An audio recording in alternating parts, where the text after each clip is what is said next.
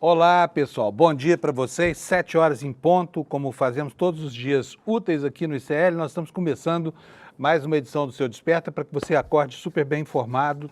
E nós temos hoje mais um dia quente pela frente, né? Com bastante coisa que aconteceu ontem aqui em todos os campos.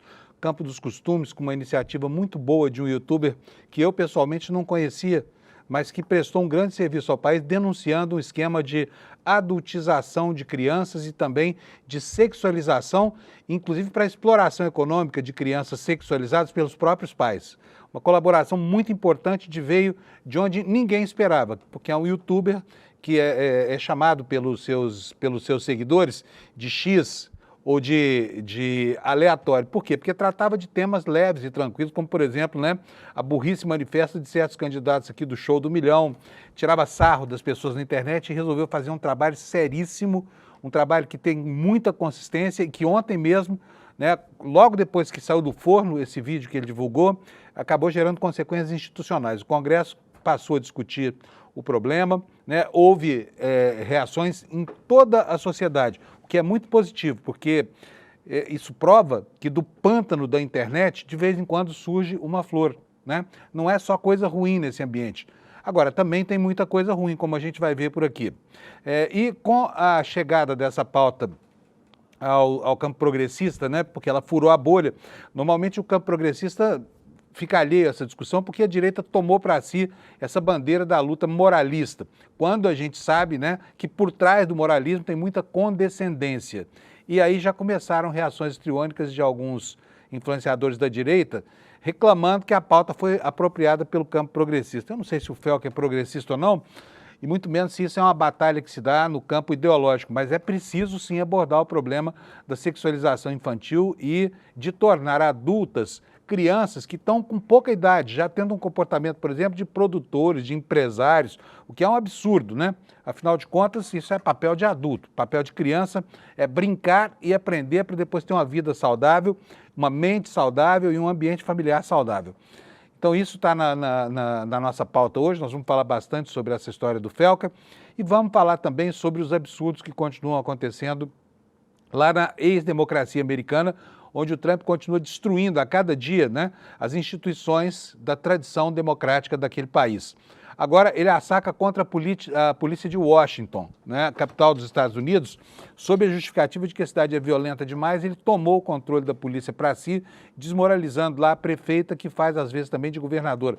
Lá é um pouco parecido com a situação aqui no Brasil, porque o Distrito de Colômbia não tem autonomia plena. Então, o prefeito de Washington é também o governador do Distrito de Colômbia, é uma prefeita, uma mulher, é uma democrata, ficou pé da vida com ele, né, e disse que não se justifica. Na comparação com os índices de violência brasileiro, o Washington ganha, hein? Ganha em má qualidade, porque a violência de lá é maior do que a violência daqui de Brasília, por exemplo, né? É maior. O Washington é uma cidade mais perigosa do que Brasília. Só que o Trump usou Brasília como exemplo de uma cidade violenta para justificar as medidas que tomou lá em Washington, que não deixa de ser mais um absurdo, né? Mais uma assacação contra o Brasil. Então, estamos assim, com esse mote, vamos começar o programa de hoje, e vamos começar o programa de hoje chamando logo o meu amigo Alex aqui para a gente discutir umas coisinhas aqui do futebol. Alex, cadê você? Aparece aí, homem. Bom dia. Bom dia, Bom dia, Alex. Panuso. Bom dia, comunidade. Tudo bem? Alex e sua velha japona do Palmeiras. Ele é palmeirense roxo. Aliás, é palmeirense verde, né, Alex? Roxo não é. Sim, lembrando que não sou clubista, são comentários imparciais sobre o futebol e sobre o mundo. Mais ou menos, né? Mais ou menos. A gente tem lado aqui. Olha, mas tem uma notícia hoje. Vocês sabem que houve um atentado terrorista, né? E esse atentado foi de sábado para domingo. Os terroristas lá se dizendo Palmeiras, para mim não tem esse negócio. O cara é terrorista, não é palmeirense, São Paulino, é terrorista. Foi o que aconteceu lá. Mas acontece que tem uma organização por trás disso. Nós vimos que foram muitas pessoas, havia uma profusão de fogos de artifício, né? Foi uma ação muito bem estudada, porque ela aconteceu de maneira coordenada. Então, tudo diz que havia um nível de organização ali muito grande. E de onde é que pode estar partindo essa organização? Aí começam a aparecer nomes que são velhos conhecidos, não só da crônica esportiva, mas também da crônica policial. Põe a manchete na tela para a gente ler um pouquinho, Alex. Coloquei. O Palmeiras está investigando a participação da sua principal organizada, que é a Mancha Verde. Alex, você é da Mancha Verde? Não. Não, Não então- sou nenhum... Não gosto de torcida organizada e não me inscreveria nem nada do tipo, Panuso. Então, vamos lá, gente. Vamos ler aqui um trechinho para as pessoas saberem do que trata, Alex. Olha só, o Vamos. Palmeiras solicitou ao DRAD, que é a Delegacia de Repressão aos Delitos do Esporte, a instauração de um inquérito, né, por causa desses ataques. E o UOL apurou que o clube quer que seja investigada uma possível participação da torcida Mancha Verde no atentado. Sim. O Palmeiras disponibilizou as imagens das câmeras, os portões da academia de futebol foram alvo de arremesso de bombas e de rojões por volta das 2h30 da manhã. O clube pede apuração sobre uma possível participação da Mancha Verde no ataque. Na véspera do episódio, a organizada estendeu uma faixa em frente à sede social com a frase: "Paciência é o caralho". Desculpa aqui o palavrão. Foi Isso, o pi. boa, Alex. Acabou a paz. A insatisfação ocorreu após a eliminação da equipe para o Corinthians. Aliás, o Corinthians tomou uma lapada ontem também do Juventude, hein? Sim. Pera aí que o Alex já vai comentar isso pra gente aqui. Alex, vamos falar da Mancha Verde. O que você acha dessa história toda? Então, lembrando que o clube compartilhou vídeos das câmeras de segurança e compartilhou com as autoridades também e reforçou que não se intimidará diante dos ataques violentos que aconteceu após a eliminação da Copa do Brasil contra o Corinthians. Se pesquisar bem, o Panuso fazer essa apuração, vai detectar que sempre quando tem violência no mundo do futebol, tem a torcida organizada do time envolvida. Então eu creio que se essa apuração, essa denúncia for feita pela Polícia Civil e eles analisarem bem, vão detectar que tem algo da torcida organizada da Mancha Verde dentro dessa manifestação que foi feita no clube social lá na academia do Palmeiras, Panuso. E como é que esses movimentos dessa torcida são vistos pela torcida desorganizada ou a torcida não organizada, Alex? Então, Panuso, lembrando que na quarta-feira que o Palmeiras foi eliminado pro Corinthians, a Mancha Verde fez gritos xingando o Abel Ferreira, que é o treinador do Palmeiras, e boa parte do estádio vaiou a atitude da Mancha Verde e apoiou o técnico. Então, a maioria dos torcedores, Panuso, não apoia essa questão da Mancha Verde sobre essas vaias, essas atitudes que eles estão realizando contra o clube, e é algo bem esporádico assim, porque é meia dúzia de milhões de torcedores do Palmeiras que estão fazendo essas situações, Panuso. Quer dizer, contente o torcedor do Palmeiras não tá, mas por outro lado, começar com onda de violência, né, que é coisa desses tarados pervertidos aí, que não tem mais o que fazer, sabe? Que ficam encontrando motivo para saciar a sua fome de violência, né, Alex? Sim, a gente literalmente. condena totalmente isso. E o Alex, como bom torcedor que é, palmeirense que é, roxo e verde, né? Para não falar Sim. que é só roxo, ele coloca aqui esse pensamento, o pensamento do cidadão que vai ao estádio de futebol para ver o time jogar, que não gosta da derrota, mas também não acha que é o fim do mundo, porque afinal de contas, né? Já dizia lá, sei lá quem é que dizia, mas futebol é uma caixinha de surpresa. Futebol não é necessariamente o melhor que vence, né? Não tem um roteiro, né, Panuso? Não tem um roteiro. Prova disso é o que aconteceu ontem lá com Corinthians e Juventude. O que foi que aconteceu, Alex? Então, Panuso, ontem, fechando a 19ª rodada do Campeonato Brasileiro, o Corinthians visitou o Juventude e perdeu de 2-1. Eu acho que deve ser a ressaca da classificação da Copa do Brasil. E o Corinthians perdeu de 2-1. Gabriel Tagliari abriu o placar para o Juventude e Matheus Babi ampliou. No finalzinho, Panuso, teve um golaço do Mateuzinho de falta, porém não fez muito efeito e o Corinthians perdeu e está na parte de baixo ali da tabela e tem que fazer mais os 25 pontos para se livrar daquele fantasma do rebaixamento, mas tem que... É aquele tempo, né, Panuso? Se classificou, eliminou o rival, faz parte perder um jogo seguinte desse contra o Juventude, Panuso. Muito bom. Temos mais assuntos sobre futebol ou podemos tocar o noticiário? Então, Panuso, para finalizar, hoje teremos o início das oitavas de final da Libertadores. O Fortaleza receberá o Vélez Sarsfield no Ceará às 7 horas da noite e o São Paulo visitará o Atlético Nacional da Colômbia às 9h30 da noite, Panuso.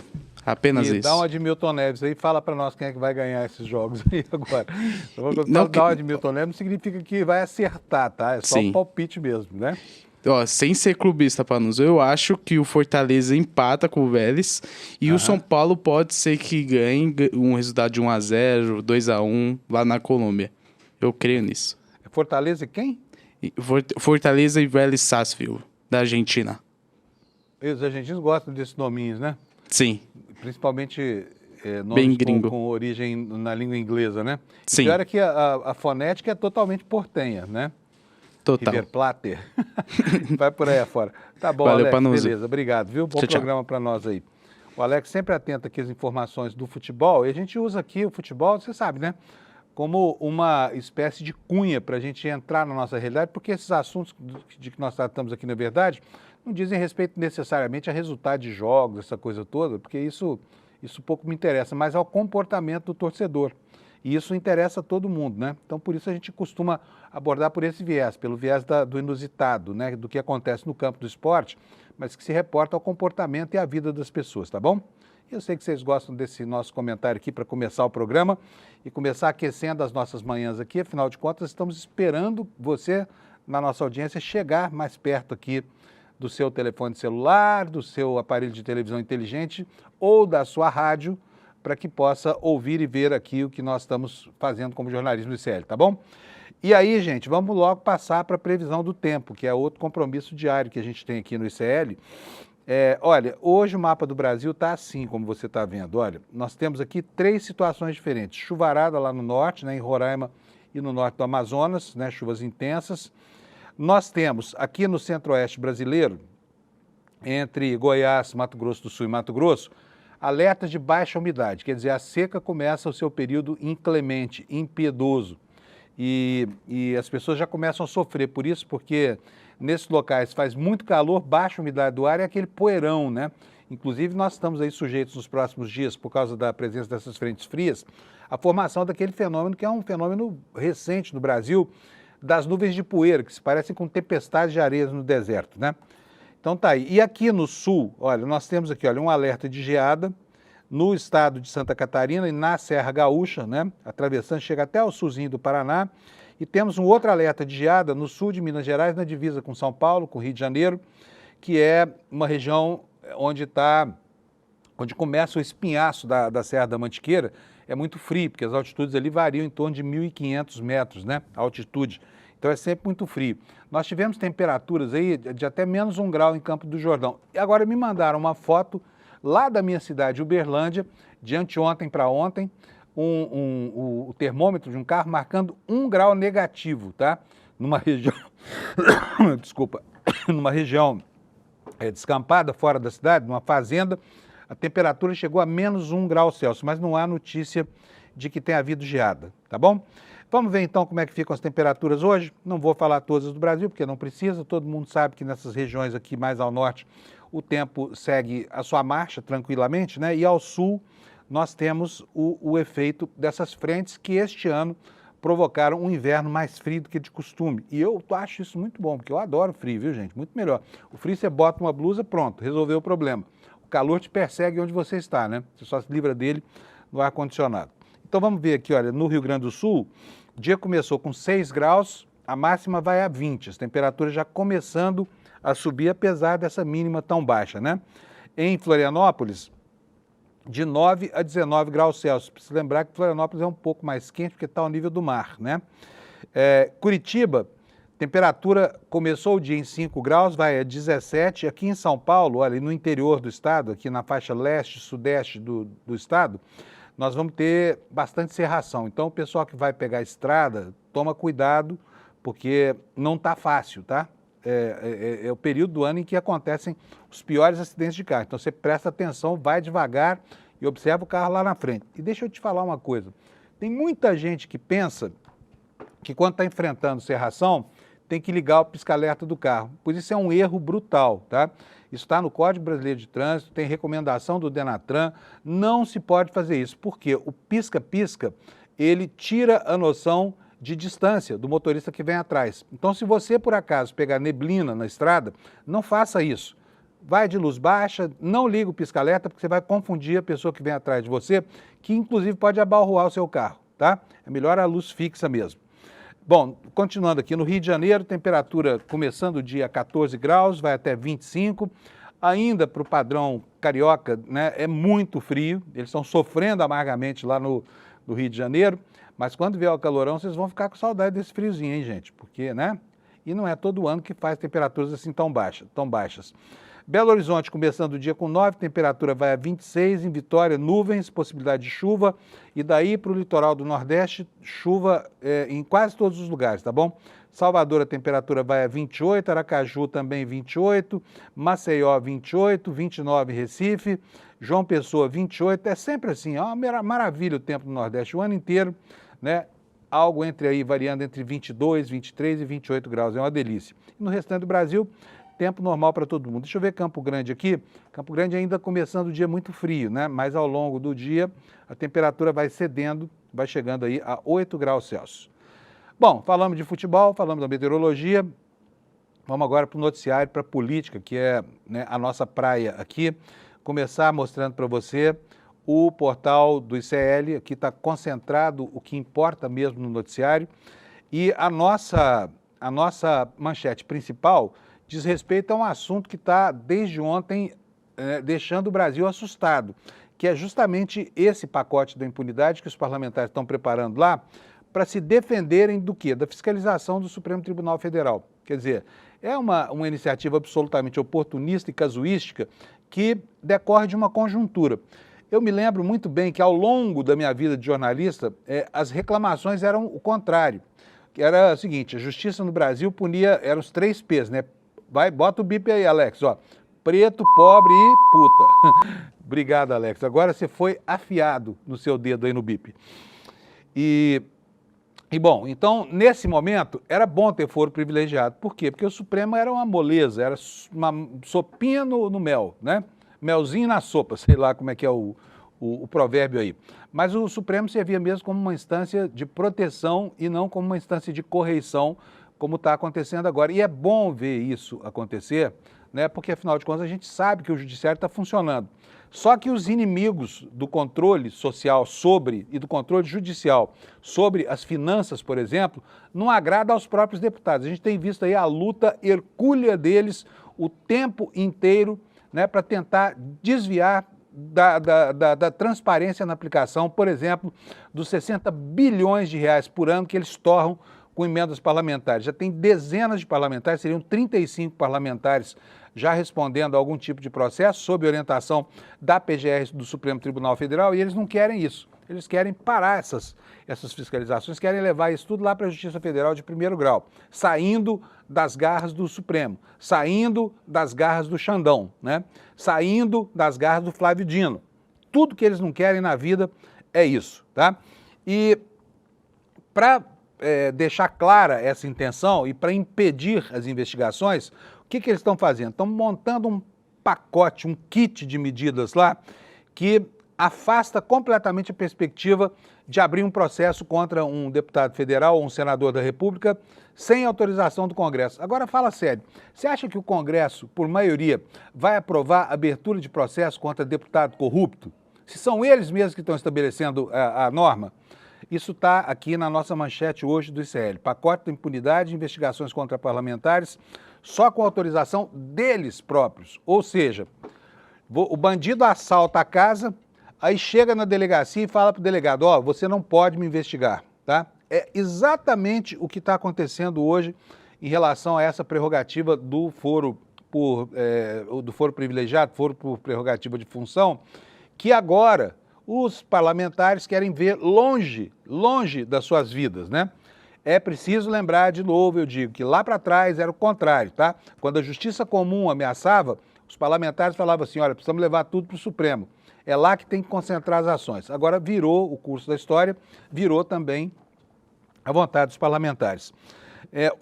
Daqui a pouquinho leio a notícia para vocês, tá bom? Mas eu quero falar dos outros destaques aqui.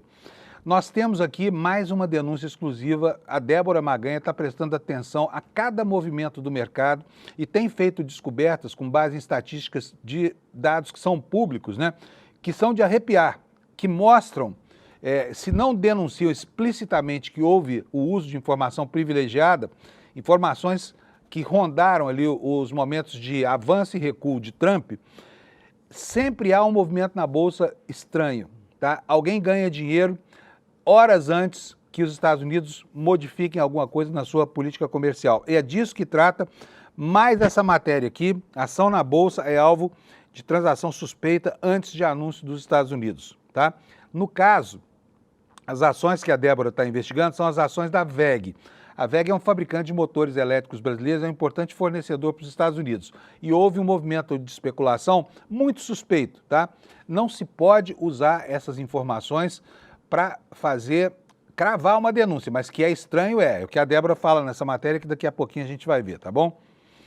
Outra coisa, a reunião anunciada pelo Haddad na semana passada com o secretário do Tesouro americano micou. Por quê? Porque lá nos Estados Unidos, aqueles estrupícios que estão lá fazendo campanha contra o Brasil, principalmente Eduardo Bolsonaro e Paulo Figueiredo, conseguiram se intrometer no circuito e bloquearam a agenda do Haddad com o secretário do Tesouro americano. Quem falou foi o próprio... Agora, que vergonha, né? Sabe assim, não é só o papelão desses caras que estão traindo a pátria de maneira aberta e deliberada. É principalmente a sujeição dessa gente à vontade de um povo que tem outras leis, que mora em outros lugares, tem outra língua, outros costumes, e pensa que pode mandar na gente aqui no Brasil, que faz essa desfeita de pegar um ministro como o ministro Haddad e, de repente, enviar para ele o link da reunião, da videoconferência e depois cancelar a agenda. E sem a perspectiva de repor isso aí, porque interferência dessa praga chamada Eduardo Bolsonaro e da praga júnior, que é o Paulo Figueiredo. Aliás, não sei quem é júnior ali, os dois são os piores, né? São dois piores. Olha, temos outro assunto que é a história do vídeo do Felca, né? Um documentário. Isso aqui, para mim, contraria completamente o Barão de Itararé, que falava que de onde nada se espera, daí é que não sai nada mesmo. Mas nós vimos sair desse rapaz, do Felca, que eu não conhecia, né, uma peça muito importante, uma peça que teve mais de 30 milhões de visualizações e que, ao contrário dos vídeos desses histéricos aí, Nicolas Ferreira e Paulo Figueiredo e Companhia Limitada, não mudam nada no Brasil. Esse vídeo do Felca, esse rapaz aí com cara de sério, cabeludo, foi uma iniciativa extremamente importante, né, para mostrar para o mundo coisas que todo mundo sabia que existiam, mas elas não tinham sido organizadas dessa forma numa peça ainda, e essa organização, e eu diria mais, a indignação do Felca, produziram um efeito que ninguém supunha que produzissem, que é botar a máquina do Estado para produzir leis, para produzir normas, para investigar. As empresas de mídias sociais cancelaram contas já que fomentavam o ganho financeiro de pais que exploram os próprios filhos, inclusive, tá? Daqui a pouquinho a gente vai falar sobre isso. Olha, aqui nós temos um fenômeno, né, de movimentação de um campo ideológico ao outro. A Taurus, aquela empresa que fabrica armas para matar pessoas, a Taurus, que é uma empresa que tem um lobby eficiente e que tem uma bancada de parlamentares chamada Bancada da Bala, né, sob o seu guarda-chuva, agora está buscando o governo Lula para tentar ser compensada pelo tarifaço, né? E, olha, eu vou falar uma coisa, eles têm tantas vinculações com o bolsonarismo, estão tão imbricados no bolsonarismo, que vai ser o seguinte, hein? Os pleitos aqui com as autoridades governamentais vai ser preciso estômago para os representantes do governo tratarem com essa empresa aqui. E bom, temos ainda aqui a informação de que um casal arrecadou mais de R$1 milhão para um acampamento golpista, está sendo investigado aí, pode passar a ingressar a relação dos punidos, né? E um prefeito espertalhão que disse que não vai pagar o que deve aos servidores públicos, é esse sujeito aí, olha a cara dele, ó.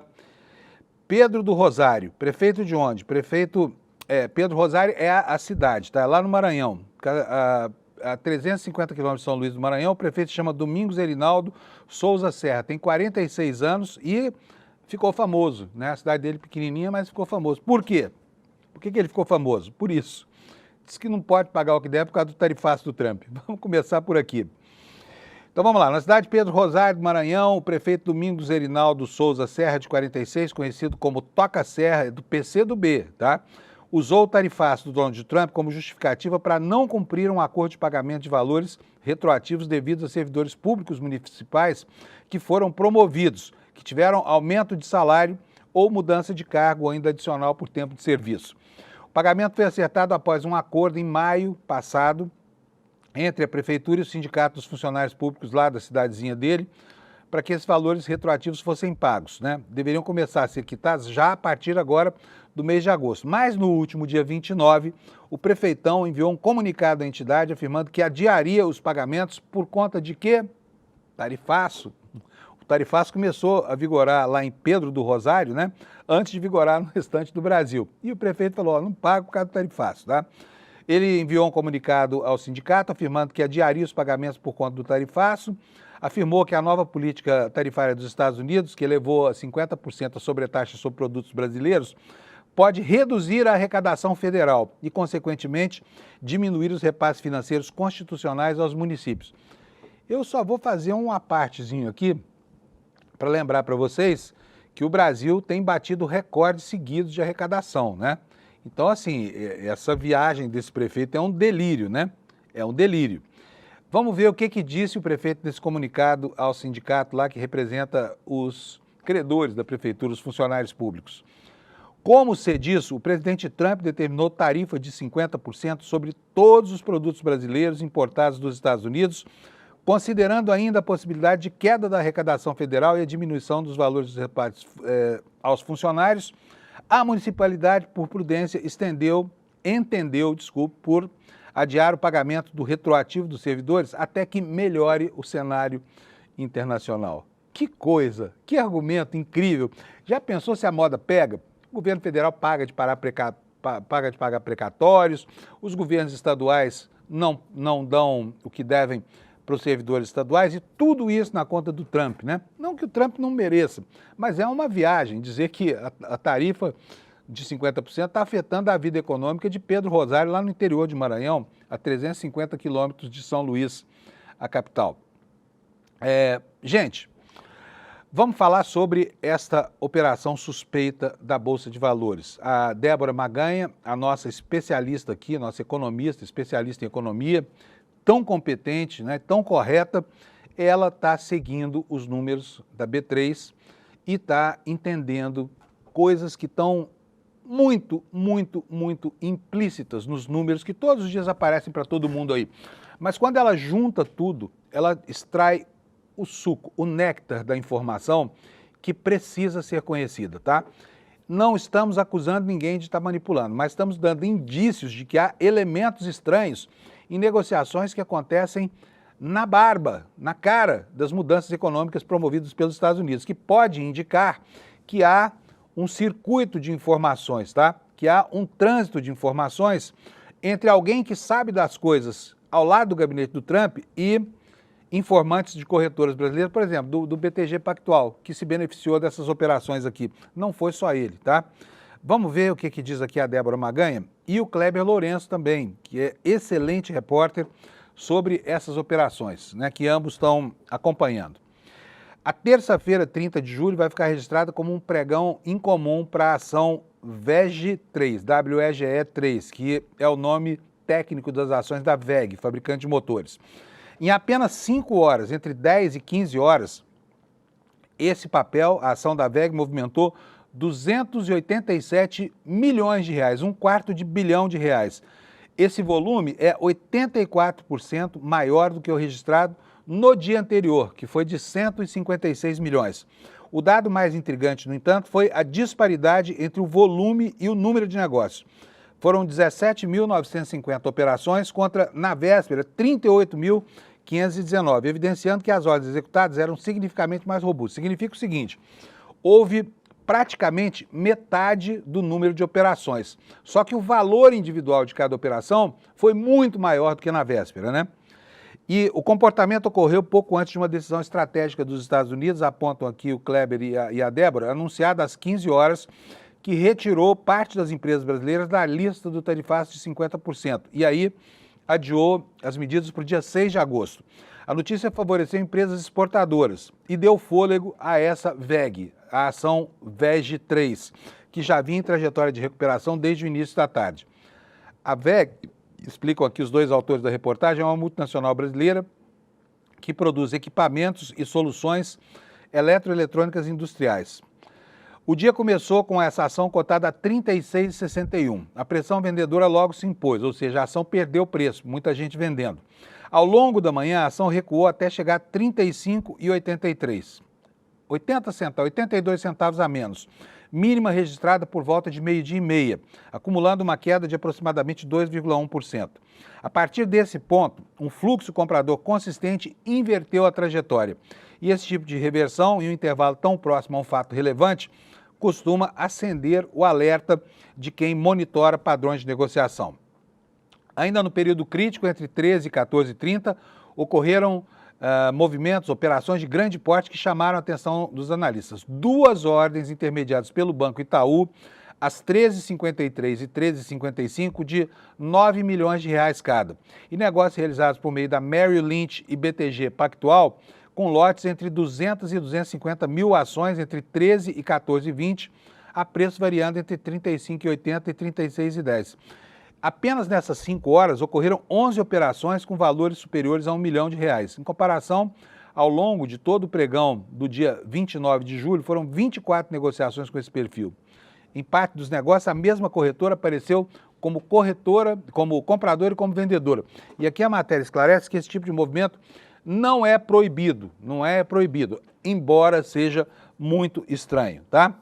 Então é isso, temos aqui o restante da matéria, você vê aqui na página do ICL Notícias, se te interessar, né, porque está lá na nossa home do nosso site, tá bom?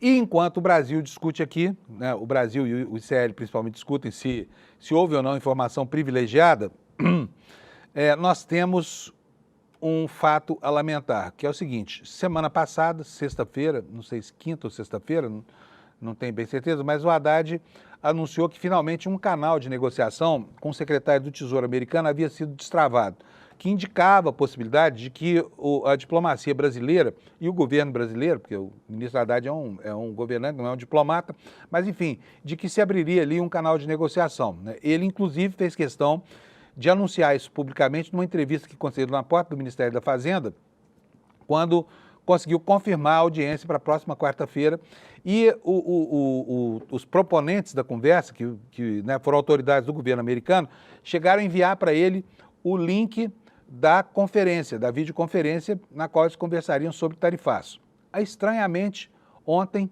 cancelaram tudo, tá? Disseram, acabou, não vamos conversar mais, a agenda está dizendo que é impossível a gente retomar esse assunto. Vou ler para vocês aqui, o ministro Haddad foi, publicamente, ele deu uma entrevista ontem na Globo News, acusando o governo americano, né, de ter sido influenciado por quem?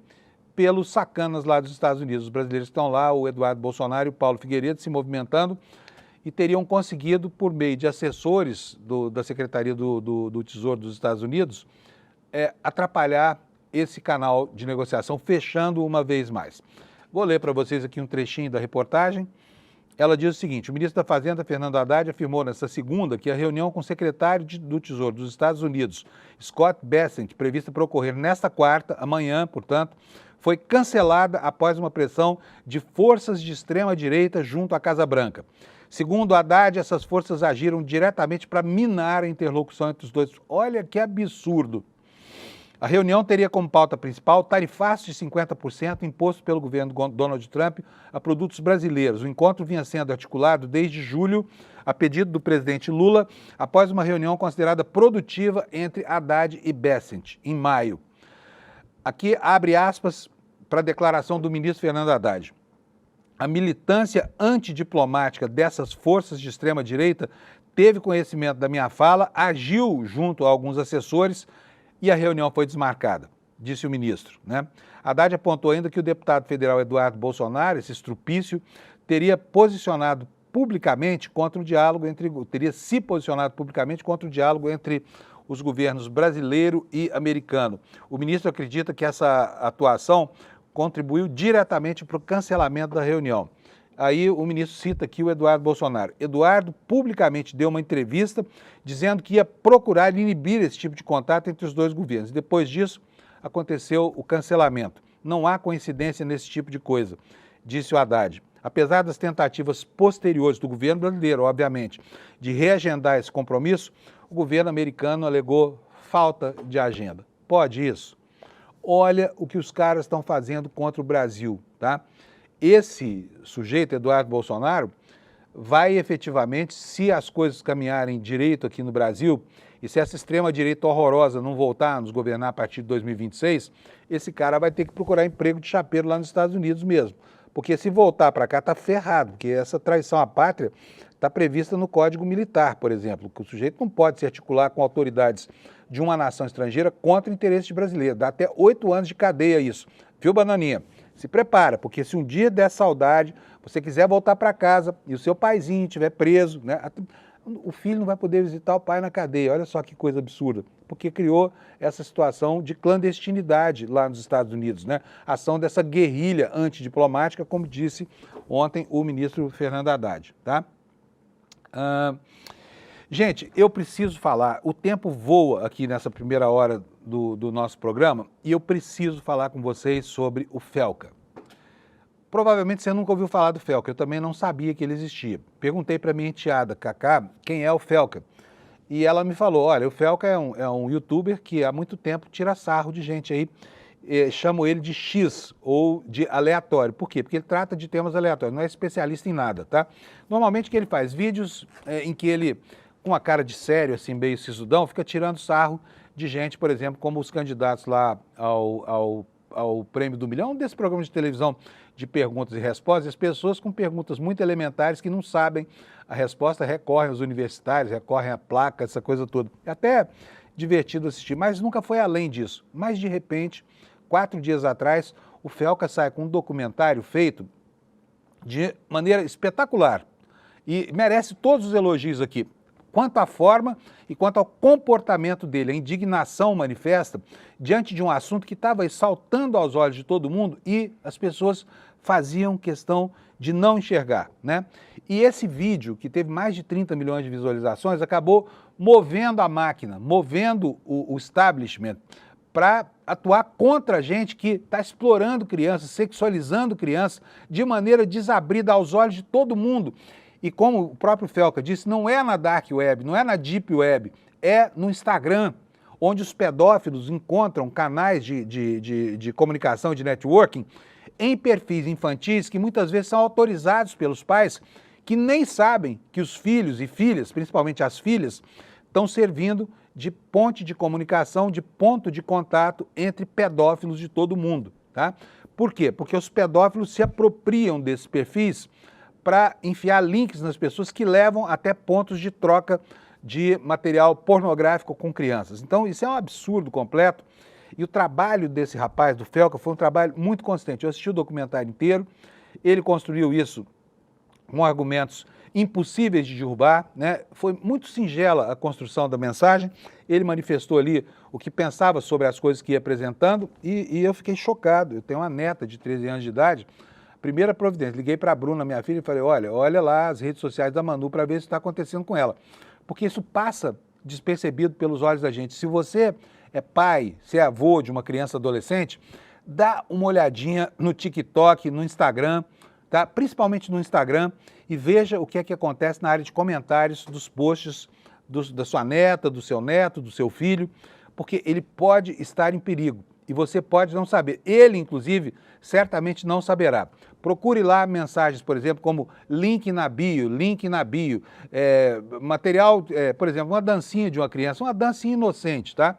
De uma criança, pode servir como ponte de contato entre pedófilos do mundo inteiro, tá? É um absurdo. E o incrível, né, é que isso era um velho conhecido, já havia investigações, inclusive, do Ministério Público, já havia queixas à polícia, o próprio Felca registrou a ocorrência, denunciou à polícia esses usurpadores da infância e ninguém nunca fez nada a respeito disso. Precisou de um youtuber como ele para falar sobre um problema que está aí nas nossas barbas, tá? E muitas vezes a gente não percebe. Aí isso gerou aqui no site do ICL, gerou muita repercussão, gerou repercussão na Câmara, na Polícia, no Ministério Público e por isso o assunto veio parar aqui no site do ICL e ontem estava no Jornal Nacional da Globo, né? Quer dizer, o youtuber cravou um tento e tanto. E vou dizer mais uma coisa para vocês. Tá? Essa denúncia teve o condão de tirar da extrema-direita essa bandeira que elas apropriaram de maneira absolutamente inadequada da luta contra a pedofilia. Porque a pedofilia para a direita é uma alegoria, é só um discurso que eles fazem, primeiro para tapar as próprias taras, segundo, para que eles possam molestar a cabeça das pessoas inventando mentiras que não se encontram no campo da realidade. Mas vamos nos ater aqui à reportagem, porque eu quero que você saiba a importância desse trabalho e eu quero sugerir a você que observe o que está acontecendo no perfil dos adolescentes da sua casa. Você pode nem saber e a sua filha está aí sendo alvo da ação de adultos mal intencionados, de tarados mesmo, pedófilos, que usam a internet para obter matéria-prima para castigar a infância brasileira. O vídeo de quase 50 minutos em que o youtuber Felipe Bressanin, mais conhecido como Felca, publicou sobre exploração de crianças e adolescentes nas redes, já ultrapassou 26 milhões, agora ultrapassou 30 milhões de visualizações. O Felca denuncia que os conteúdos de menores gerenciados por responsáveis ou terceiros são sexualizados e explorados por redes de pedofilia sem qualquer tipo de punição das plataformas digitais. Aliás, ele demonstra com muita clareza como os algoritmos indicam para quem parece muito interessado, né, em crianças sexualmente expostas o caminho para chegar até o material tão apropriado, tão apreciado pelos pedófilos. Após a publicação do vídeo, o assunto chegou ao Congresso Nacional. O presidente da Câmara, Hugo Mota, afirmou no perfil dele no X que iria pautar o assunto nesta semana. O que ele disse? Disse o seguinte: o vídeo do Felca sobre a adultização de crianças chocou e mobilizou milhões de brasileiros. Esse é um tema urgente que toca no coração da nossa sociedade. Na Câmara, há uma série de projetos importantes sobre o assunto e nessa semana vamos pautar e enfrentar essa discussão. E ele agradece aqui. Obrigado, Felca. Conte com a Câmara para avançar na defesa das crianças, escreveu o presidente da Câmara dos Deputados, né? Um dos citados é esse cara que está aí na tela. Olha, o que esse cara faz com a exploração de uma garota, um personagem que polvilha, que está ali povoando praticamente todo o vídeo do Felca, né? Ele se chama Ítalo Santos. Ontem perdeu a conta no Instagram, tá? Esse sujeito é influenciador, mora na Paraíba, tem 20 milhões de seguidores, acusados de exploração infantil, de corrupção e aliciamento de menores pelo Ministério Público da Paraíba. Ele foi responsável por uma espécie de reality show. Eu vi as cenas, fiquei chocado. Fico me perguntando assim, como é que nunca isso chegou ao meu perfil no Instagram, no TikTok, eu que sou tão atento às redes, e se eu fiquei chocado, imagino que você também esteja, né? Você que é adulto, que está fora dessas bolhas, desses universos que não se comunicam na internet, né? Ele é acusado, então, de corrupção infantil, de exploração infantil, aliciamento de menores, e fez esse reality show expondo crianças e adolescentes na internet em ambientes sexualizados e com álcool, tá? Bastante álcool. Vocês podem assistir nas cenas, é muito abjeto, é nojento mesmo. Uma das participantes mais conhecidas da turma do Ítalo é Camilinha Santos, 17 anos, uma menina que vem sendo explorada desde os 12 anos de idade, quando era uma criança, com autorização dos pais, tá? Ela aparece nos vídeos desse influenciador. E em um deles, por exemplo, ela aparece, né, vestida, minimamente vestida, rebolando no colo de um outro menor de idade, e aí os adultos ao redor o que fazem? Aplaudem, batem palma, né? E a audiência vai ao delírio.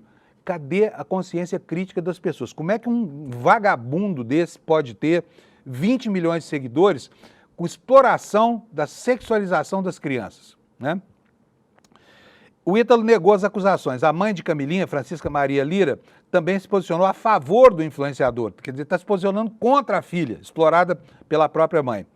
O que a mãe disse? Eu estou com você até o fim, podem falar o que quiser, ninguém sabe da vida de ninguém, só sabem o que a gente posta. E Deus, principalmente, Ele deu o que deu a vocês, é porque Deus permitiu. Agora Deus é cúmplice de pedofilia. Só falta uma inversão desse tamanho. É preciso ser muito tapado para que usar um símbolo do que é sagrado para a maioria da população brasileira para dizer que a exploração da sexualidade de uma criança de 12 anos foi autorizada por Deus. Que diabo de Deus será esse que essas pessoas acreditam, né? Tem outro caso lá, uma menina chamada Caroline Dreyer, cujo conteúdo na internet seria produzido e publicado pelos pais, pelos próprios pais. Segundo o Felca, o conteúdo passou a ser divulgado quando o Dreyer tinha apenas 11 anos de idade. Para atender aos pedidos dos seguidores, incluindo integrantes da rede de pedofilia, os responsáveis teriam começado a publicar conteúdos cada vez mais sensuais. A mãe dessa menina expunha ela a todo tipo de humilhação nas redes sociais. E o dinheiro entrando no cofre da família e todo mundo achando aquilo bonito, né? Desculpa. O que diz aqui a nossa reportagem?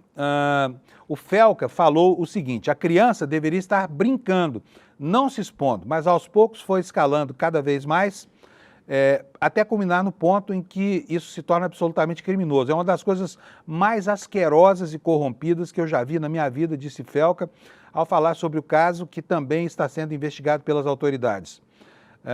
A reportagem do ICL Notícias não conseguiu localizar os responsáveis por essa garota, pela Caroline, tá? O youtuber, no entanto, não responsabiliza apenas os criadores das crianças e dos adolescentes, mas também as próprias redes sociais que não têm controle, não impõem controle, porque tecnicamente poderiam fazê-lo sobre os conteúdos, nem punem os responsáveis. As redes deveriam sinalizar esse tipo de conteúdo e não monetizá-lo, ou seja, não premiar aquele que explora as crianças, né?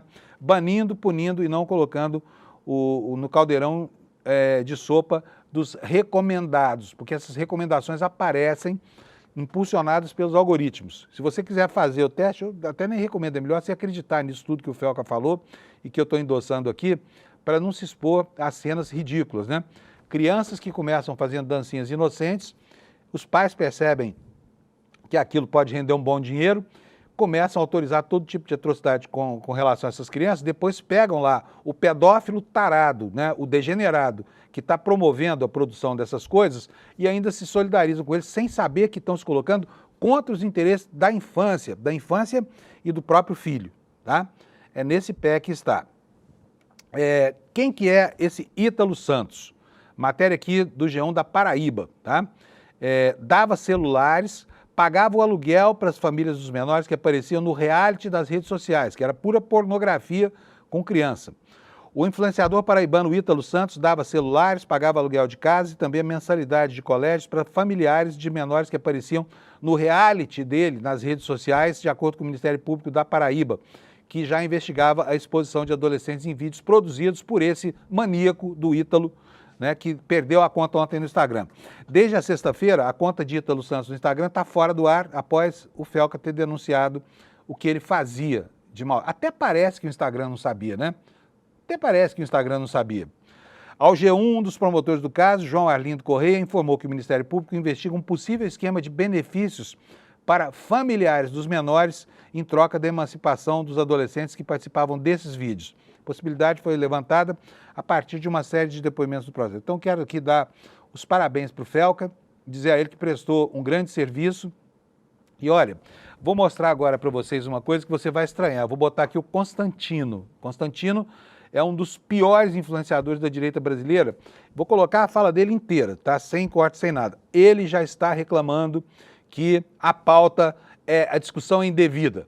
Ou seja, essa direita moralista, carola, reacionária, quando é pega com a boca na botija, ela se retrai, ela pula para trás e passa a acusar a esquerda de estar se aproveitando da discussão de um tema que precisa ser discutido, né? E que antes era uma bandeira dela. Por quê? A direita brasileira nunca denunciou nada disso. Ela nunca falou que havia pedofilia explícita nas redes, utilizando inclusive o Instagram e outras redes que estão aí ao alcance de todo mundo.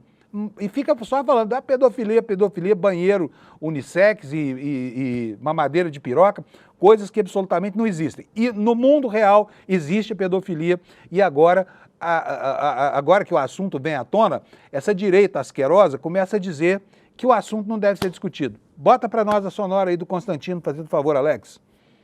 Eu quero chamar a atenção do público para uma coisa. Eu não conhecia o tal do Felca, nunca tinha visto nada dele antes. É impressionante como existem as suas bolhas nas redes sociais. O sujeito tem milhões e milhões de seguidores e eu nunca tinha ouvido falar dele. Ele gravou um vídeo chamado Adultização, que mostra a sexualização precoce de influenciadores, né? Uma coisa chocante, é um vídeo de quase 1 hora, e deu muita repercussão na direita. Começou a aparecer muito na minha timeline ali, né? Direto. E eu comecei a ver que logo depois começou a aparecer muito na esquerda também. Humberto Costa, Felipe Neto e blá, blá, blá. E eu comecei a falar assim, opa, será que a direita caiu numa pegadinha? Porque está muito claro que a esquerda vai usar esse caso sensível e chocante de pedofilia para dizer que é preciso calar discurso de ódio e fake news. Ou seja, por conta da pedofilia, que é uma agenda basicamente da esquerda, aliás, eu denuncio isso no meu livro de uma década, Esquerda Caviar, e o Olavo de Carvalho, antes de mim, já falava disso, e tem provas sobradas de que a esquerda flerta com a pedofilia, né? A esquerda, de repente, está usando isso como um pretexto para censura. Todo cuidado é pouco, porque ninguém quer terra de ninguém onde o sujeito possa promover crimes, que já são crimes. Pois é. Quando é para fazer, né, para lacrar só, falar coisas sem fundamentação adequada, aí a direita é messa. Não, mamadeira de piroca, o professor está querendo transformar seu filho num gay, né? É assim que eles agem. Aí quando o assunto fica sério, eles correm da raiva. Por quê? Porque não tem nenhum interesse em discutir nada com seriedade, tá bom? E, olha, agora eu preciso, nosso tempo está voando aqui, eu tenho pouquíssimo tempo aqui, eu sempre reclamo nessa hora aqui, porque eu não consigo dar conta de toda a pauta que eu mesmo fiz aqui pra gente, e eu preciso mostrar para vocês um outro aspecto de um problema incrível. Dá até hoje em dia, gente, para a gente saber, a partir do que está acontecendo lá nos Estados Unidos, quanto de retroação no tempo, quanto de volta no tempo pretende essa direita reacionária americana quando quer impor seus valores, tá? Nos Estados Unidos, um secretário chamado Pete Hegseth endossou um pastor que veio para as redes sociais dizer que mulher não deve votar. Olha só onde nós estamos chegando. Década de 30 do século passado, nós estamos retroagindo 100 anos no tempo, né? Porque a direita americana acha agora que está certo que mulher não deve votar. Fico pensando aqui o que as feministas americanas que foram para a rua, começaram a fumar, porque cigarro era um símbolo de autonomia e libertação, pensam desse tipo de coisa. E as eleitoras do Trump, porque uma boa parte dos votos do Trump nessa eleição veio do eleitorado feminino, que agora um dos principais secretários quer caçar o direito do voto, tá? E deixa eu dizer mais uma coisa para vocês, não é só lá que existe esse impulso contra a autonomia feminina. Aqui no Brasil, nós tivemos o caso escabroso de um pastor lá do norte que se meteu a falar sobre casamento interracial, tá? Falou tanta bobagem, mas falou tanta bobagem que eu quase não tive coragem de mostrar para vocês, mas eu vou mostrar porque vocês precisam saber o que pensa esta direita asquerosa brasileira. Bota para nós o vídeo do pastor fazendo favor. Alex. Eu digo para os jovens hoje, olha, se você vai casar, escolha com quem você vai casar. Se você for escolher uma branquinha, tem mais despesa, é mais cara. Escolhe uma morena, que gasta menos. As branquinhas começam a ter um negocinho aqui, tem que comprar mais um creme, mais não sei o que, mais não sei o que, vai ficando caro. Mas o amor é... Pois é, esse cara, ele se apresenta no Instagram, eu estou aqui com o perfil dele aberto aqui, como Reverendo Océlio Nauar, Reverendo Océlio Nauar, tá? Ele é da Assembleia de Deus do campo Monte Moriá e é um sujeito que é bastante famoso. Agora, imagina o que vai na cabeça de um degenerado desse. Mulher branquinha custa mais caro, dá mais despesas. Quer economizar o dinheiro, casa com uma pretinha. Isso é um absurdo tão grande, que absurdo, que coisa horripilante de ver, né? E tá aí, mais uma vez, nas redes sociais. Isso foi colocado publicamente no meio de um culto, no meio de uma sessão religiosa, tá? Tá duro hoje, viu? Porque a indignação vai provocando um bolo assim no estômago da gente, que às vezes a gente fica com vontade mesmo de botar tudo para fora, né?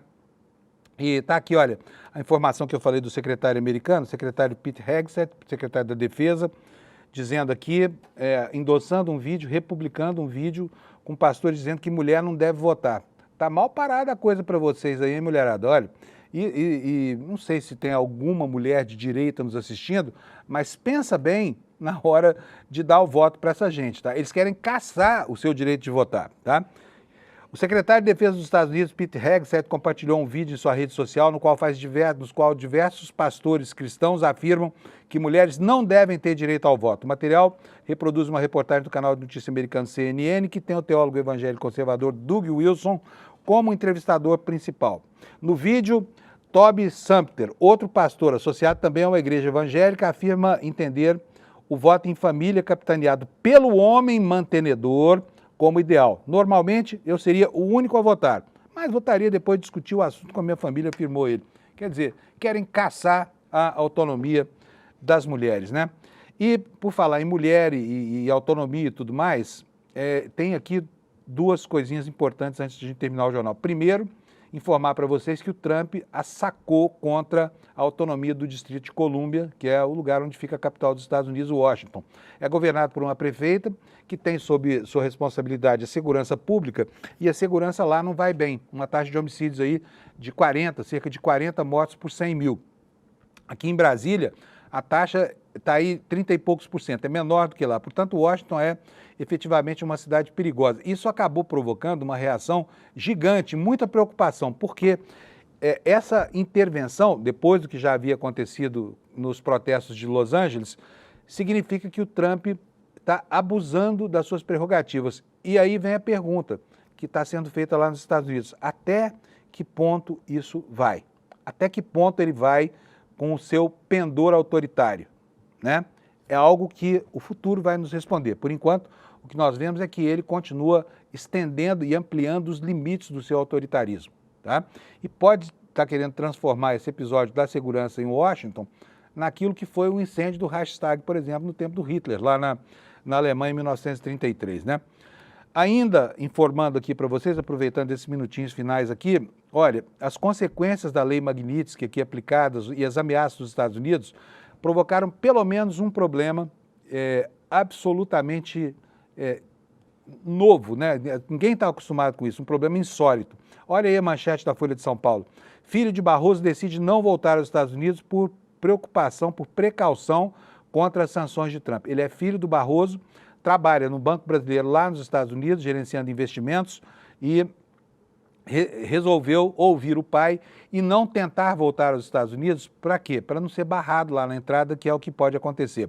Chama Bernardo Van Brussel Barroso. E ele é diretor do BTG Pactual lá em Miami. Voltou ao Brasil seguindo o conselho do pai. Ele estava na Europa, tá?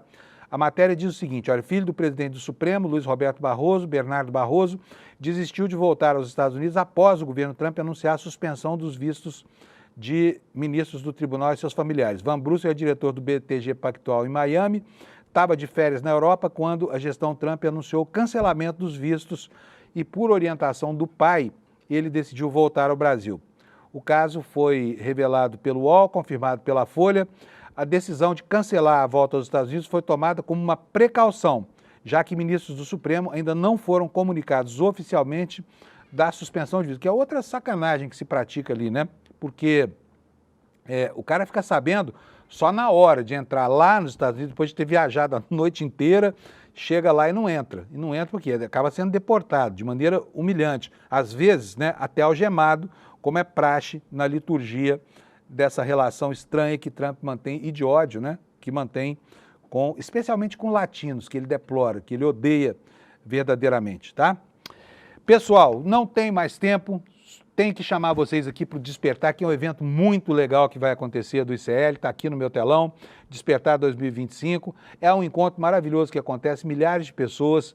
Este ano será entre os dias 19 e 20 de setembro, no auditório da Vibra aqui em São Paulo, e você já está sendo convidado aqui para adquirir o seu ingresso e participar desse evento que vai envolver toda a comunidade do ICL, né? E nós vamos estar lá para conversar com as pessoas e para dar a elas a motivação para que elas possam despertar o seu sentido empreendedor, seja lá qual for a sua área de atuação, tá bom? E para você conseguir o ingresso, anota logo aí, se você quiser já conhecer, aqui no icl.com.br/despertar, você vai aí e você pode já comprar o seu ingresso que já está à venda por aí, tá? E nós vamos falar muito sobre esse evento nos próximos dias aqui, porque ele é um evento muito importante para o ICL. E vamos ter muito prazer de te receber nessa grande plateia que vai se formar no auditório da Vibra nos dias 19 e 20 de setembro, tá bom? Eu quero me despedir de vocês, desejar uma ótima terça-feira E dizer que amanhã, às 7 da manhã, estamos aqui de volta para a gente continuar vendo o mundo que não gira, capota. Tchau, obrigado pela sua audiência. Até amanhã.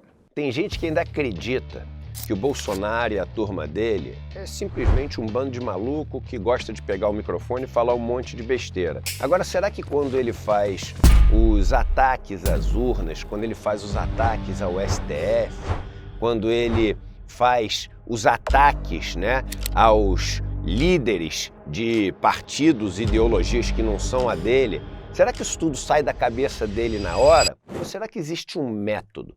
Será que existe um programa para poder minar e, no final das contas, destruir uma democracia? A melhor pessoa do mundo para nos ensinar sobre isso é Daniel Ziblatt. Ele é professor de Harvard e escreveu o best-seller Como as Democracias Morrem, livro que atingiu o primeiro lugar em quase todos os países do mundo democrático. Ele, Daniel Ziblatt, vai dar uma aula com exclusividade para o ICL no dia 28 de agosto. Uma chance única da gente poder aprender com um dos maiores intelectuais do mundo de graça. Aprender com um dos melhores professores do mundo de graça. Com tudo ali fácil para a gente poder entender, não tem outro lugar, é só no ICL.